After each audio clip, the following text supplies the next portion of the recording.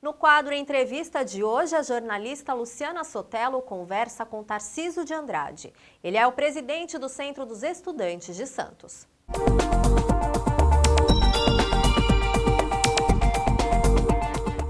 Criado em 1932 para participar da Revolução Constitucionalista, o Centro dos Estudantes de Santos é a primeira entidade estudantil do país.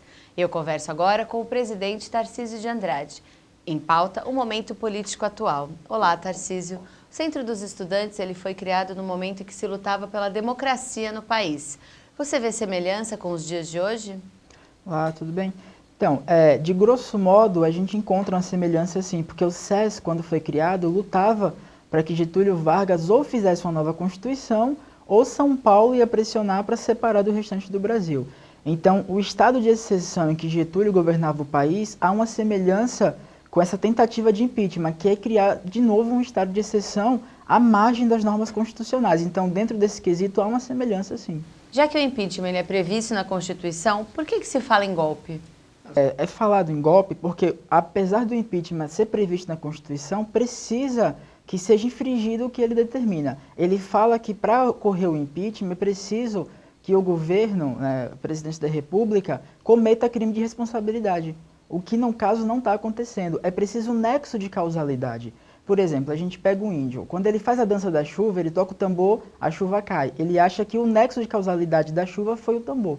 No caso, quando ele toca o tambor e não cai a chuva, ele percebe que não há causalidade entre a ação dele com o resultado final. O que falta para o processo de impeachment ser considerado legal é isso. Não há causalidade entre a ação da presidente com o processo de impeachment. Não há crime de responsabilidade. Ou seja, não há nexo causal que justifique o impeachment. Não dá para se colocar um impeachment alegando que a presidenta perdeu popularidade, porque no país presidencialista isso não se aplica.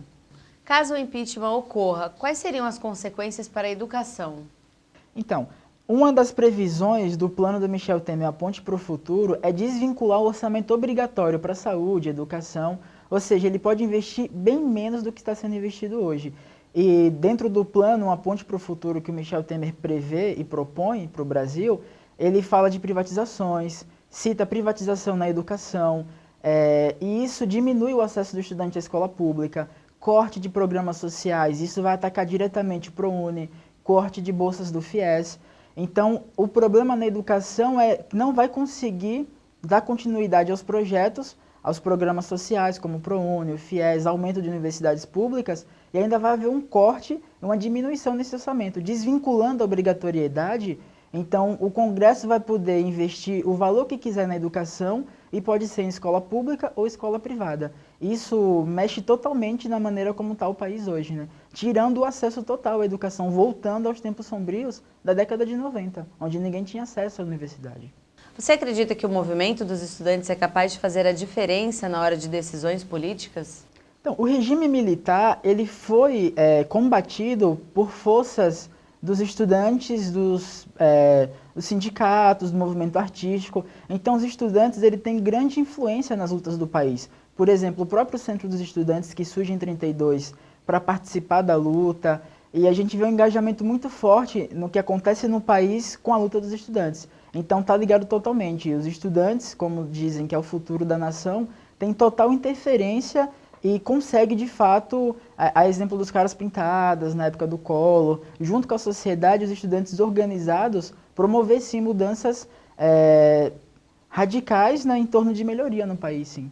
Qual a sua avaliação sobre a ocupação dos estudantes ao plenário da Assembleia Legislativa em São Paulo na última terça-feira? Então, é uma ocupação totalmente legítima a partir do momento que o que se pede apenas é que se instaure a CPI da merenda. O que a gente está acompanhando no estado de São Paulo hoje são denúncias graves de envolvimento de parlamentares e do próprio governo do estado a desvio de merenda. Então, escolas estão sem merenda hoje, diretores mandando bilhetinho para os pais em cidades do interior do estado para que mandem merenda para a escola, porque não está tendo, e o movimento pede apenas que se crie a CPI, que se investigue e que se puna os culpados.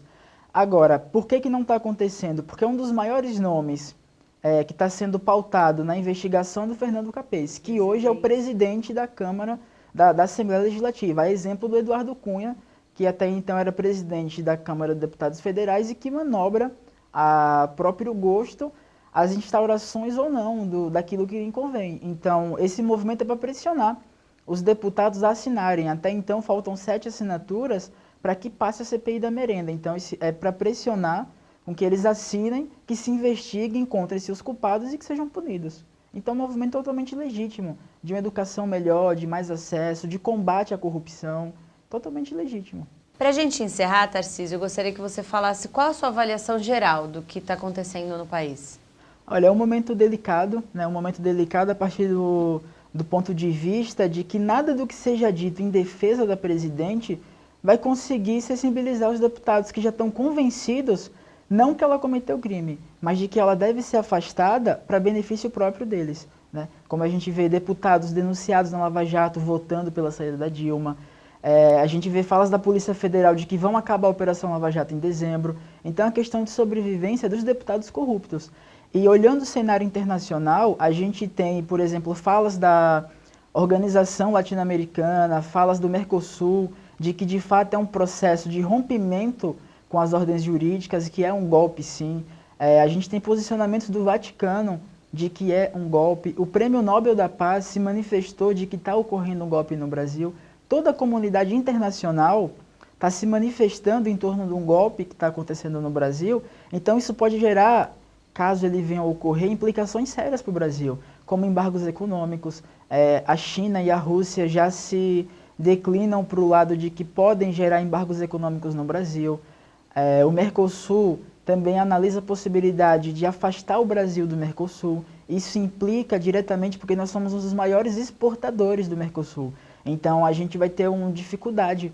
E caso ele consiga passar, não um impeachment, mas sim um golpe, porque é um golpe que está ocorrendo, ele vai gerar consequências graves para o povo brasileiro, né? Não é um movimento que vai limpar o país da corrupção, é um movimento que vai guardar a corrupção embaixo do tapete e que vai colocar parlamentares corruptos à frente do poder, né? O próprio Michel Temer foi agora considerado inelegível por 8 anos por doações irregulares, o que não impede ele de assumir como presidente, mas do ponto de vista moral e do desejo de acabar com a corrupção do povo brasileiro, isso fica inerte, porque não se acaba com a corrupção colocando o presidente que é denunciado na Lava Jato, que tem esquemas de corrupção.